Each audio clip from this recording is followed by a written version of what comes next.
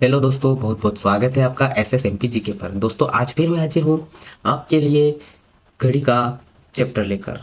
यह class number second है दोस्तों हमारी। दोस्तों बिना टाइम गवाए हम वीडियो को स्टार्ट करते हैं। पहला सवाल है यहाँ पर 4:15 पर घड़ी की दोनों सुइयों के बीच कितने डिग्री का कोण बनेगा। ठीक है, तो इसका आंसर मैं बताता हूँ आपको दोस्तों। चलो, यहाँ पर है दोस्तों 12, यहाँ पर है 6, यहाँ पर है 3, यहाँ पर है 9, यहाँ पर 10, ठीक है, यहाँ पर 11, ठीक है, यहाँ 1 हो जाएगा, या 2 हो जाएगा, यहाँ पे 3 हो जाएगा, यहाँ पे 4, 5, ठीक है। ये तो आप सबको पता है, ठीक है। और मिनट की सुई 3 पे रहेगी और घंटे की सुई किस पे रहेगी? 4 पे रहेगी, ठीक है। घंटे की सुई 4 पे रहेगी, घंटे की सुई बड़ी बन गई है, ठीक है, कोई दिक्कत नहीं है। हाँ, तो 3 और 4 के बीच कितने मिनट का अंतर है? 5 मिनट का अंतर है। और मिनट की सुई 6 मिनट पे 1 मिनट में कितने डिग्री कोण बनाती है? 6 डिग्री का। तो 5 मिनट में कितने डिग्री का कोण बनाएगी? 30 डिग्री का कोण बनाएगी, ठीक है। ये हो गया। उसके बाद ये 3 पे है मिनट की सुई, ठीक है, तो घंटे की सुई भी तो कुछ बड़ी होगी।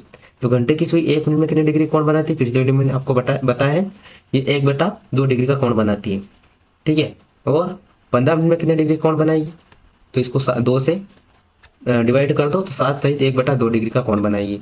अब इसको 30 में प्लस कर दो 7 सहित 1/2 को, तो हमारा आंसर आ जाएगा 37 सहित 1/2 डिग्री। ठीक है दोस्तों, ये तो एक ये तरीका हो गया। एक और तरीका है दोस्तों, फॉर्मूले से भी इसको हम कर सकते हैं।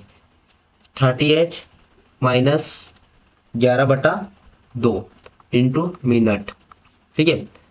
30h का मतलब होता है घंटा, घंटा यानी कि कितनी बजी? 4। तो 4 का इसमें गुणा कर दो। 11/2 इंटू मिनट कितना है? 15। 15 का इसमें गुणा कर दो, ठीक है। ये हो जाएगा यहाँ पर 120 माइनस, ये हो जाएगा दोस्तों हमारा 165/2, ठीक है। ये हो जाएगा 120 माइनस, ये हो जाएगा 2 8 16, 2 दूना 4, ठीक है। एक बचा 2 5 10, 0.5 का मतलब होता है 1/2। अब इन दोनों को घटाएंगे, ठीक है। 120 में से 82.5 को घटाएंगे तो हमारा आंसर आ जाएगा यहाँ पर 37.5। और 37.5 का मतलब होता है 1/2, ठीक है। तो 37 सहित 1/2 डिग्री हमारा आंसर आ जाएगा, ठीक है। तो 2 तरीके मैंने आपको इसके बता दिए हैं। चलिए अगला प्रश्न देखते हैं हम। प्रश्न क्रमांक 2, 3 और 4 बजे घड़ी की दोनों सुइयां एक दूसरे के विपरीत कब होगी? इसका आपको राइट आंसर बताना है, ठीक है। तो आप सबको पता है कि मिनट की सुई घंटे की सुई से कितना ज़्यादा चलती है? 55 मिनट ज़्यादा चलती है, ठीक है। ये तो आपको पता ही है। ये इससे बता देता हूँ मैं आपको, ठीक है। यहाँ 12 है, यहाँ पर 6 है, यहाँ पर 3 है और यहाँ पर 9 है, ठीक है।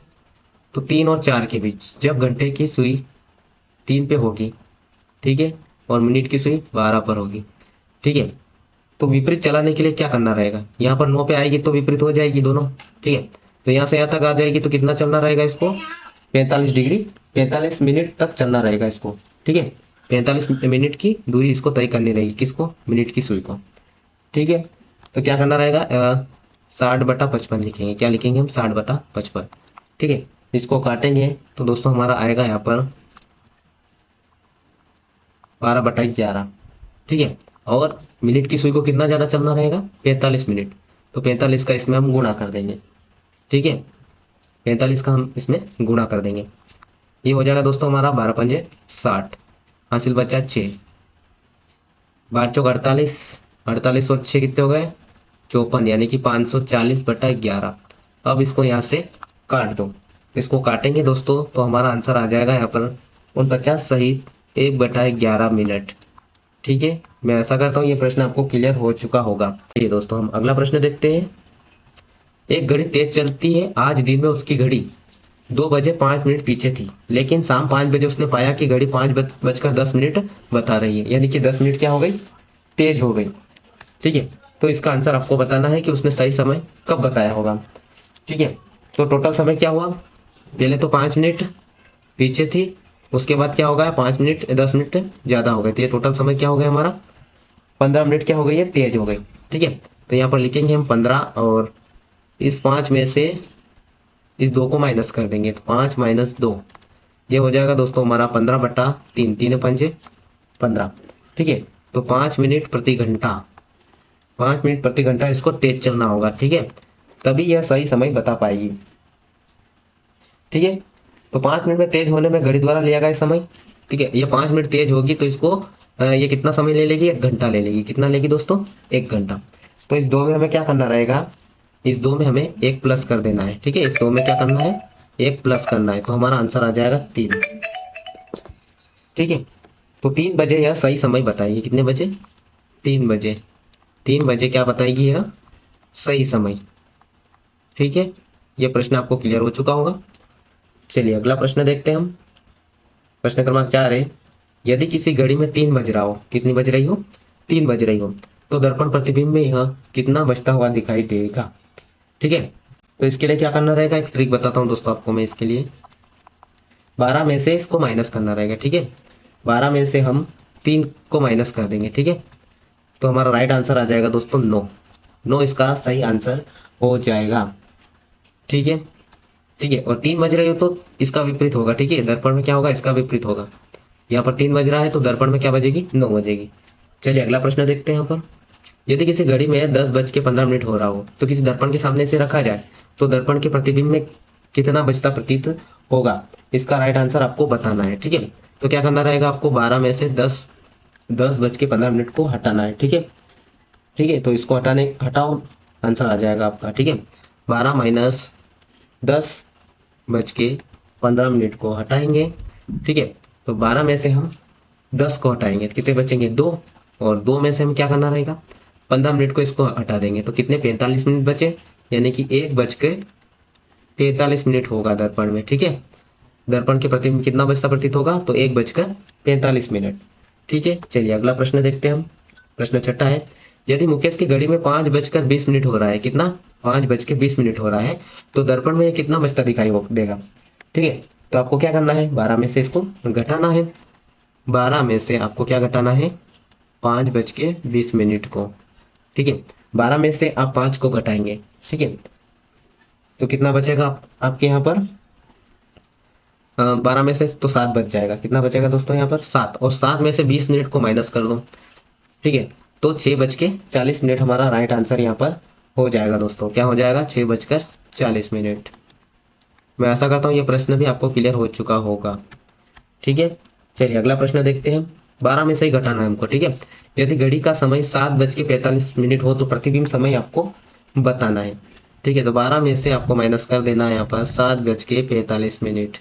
12 में से 7 माइनस करोगे तो कितना बचेगा, 5, और 5 में से 45 को आपको माइनस कर देना है तो कितना बचेगा, 4:15। ये हमारा राइट आंसर हो जाएगा इसका। चलिए अगला प्रश्न, 8वां प्रश्न है, यदि घड़ी का सही समय 11:15 हो तो प्रतिबिंब समय आपको बताना है। सभी में ये दोस्तों 12 में से आपको माइनस करना है, 12 में से 11:15 को माइनस करना है। ठीक है, तो यहाँ पर 12 में से 11 माइनस करेंगे तो 1 बचेगा, और 1 में से हमें 15 को माइनस करना है। ठीक है, तो क्या बच जाएगा यहाँ पर 0.45। अब यहाँ पर जीरो का मतलब क्या होगा दोस्तों, जीरो का मतलब होता है यहाँ पर 12। जीरो का क्या मानना है अपने को, जीरो को मानना है हमें 12। ठीक है, जीरो को क्या मानना है हमें, 12। तो 12:45 इसका राइट आंसर हो जाएगा। ठीक है दोस्तों, मैं आशा करता हूँ ये प्रश्न भी आपको क्लियर हो चुका होगा। चलिए अगला प्रश्न देखते हैं। 9वां प्रश्न, यदि घड़ी के दर्पण प्रतिबिंब समय 8:10 हो तो वास्तविक समय आपको बताना है। ठीक है, तो आपको क्या करना है, यहाँ पर 12 में से आपको घटा देना है 8:10 को। 12 में से 8 जाएंगे तो 4 बचेंगे, और 4 में 10 मिनट कम कर देंगे तो 3:50 इसका राइट आंसर हो जाएगा। ठीक है दोस्तों, 3:50 इसका करेक्ट आंसर है। मैं ऐसा करता हूँ ये प्रश्न भी आपको क्लियर हो चुका होगा। चलिए अगला प्रश्न देखते हैं हम। बहुत इजी सवाल है दोस्तों, चुटकियों में आप इनको कर सकते हो। यदि घड़ी का प्रतिबिंब समय 12:40 हो तो वास्तविक समय आपको बताना है। ठीक है, तो 12 में से आपको घटा देना है यहाँ पर 12:40 को। ठीक है, 12 में से 12:40 को आपको घटा देना है तो इसका सही समय क्या हो जाएगा, 11:20। मैं ऐसा करता हूँ ये प्रश्न भी आपको क्लियर हो चुका होगा।